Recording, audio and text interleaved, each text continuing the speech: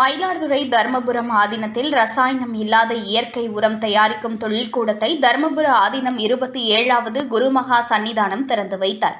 மேலும் காளஹஸ்தி பகுதிக்கு ஞான ரதத்தில் புறப்பட்டு சென்றார். மயிலாடுதுறையில் தர்மபுர ஆதீனம் 27வது குருமகா சன்னிதானம் ஸ்ரீலஸ்ரீ மாசிலாமணி தேசிக ஞானசம்பந்த பரமாச்சாரியா சுவாமிகள் காளஹஸ்தி பகுதியில் நடைபெறவுள்ள சிவராத்திரி நிகழ்வில் பங்கேற்க ஆதீன மடத்திலிருந்து சொக்கநாத பெருமானுடன் புறப்பட்டு சென்றார். முன்னதாக சிறப்பு பூஜைகள் மேற்கொண்ட நிலையில் வழிநெடுகிலும் குருமகா சன்னிதானத்திற்கு பூரண கும்ப மரியாதையுடன் சிறப்பான வரவேற்பு அளிக்கப்பட்டது.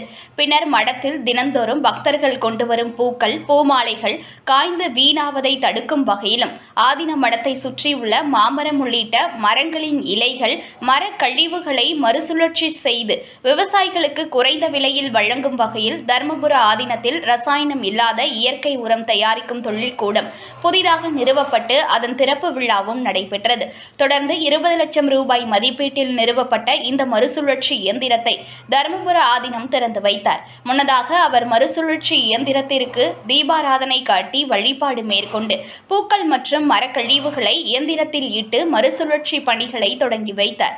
தினம்தோறும் வீணாகும் பூக்கள் மற்றும் மரக்கழிவுகளை மறுசுழற்சி செய்யும் வகையிலும் பொதுமக்களுக்கு வேலைவாய்ப்பு வழங்கும் வகையில் இந்த இயற்கை உரம் தயாரிக்கும் தொழிற்சாலை நிறுவப்பட்டு உள்ளதாகவும் தெரிவித்தார்.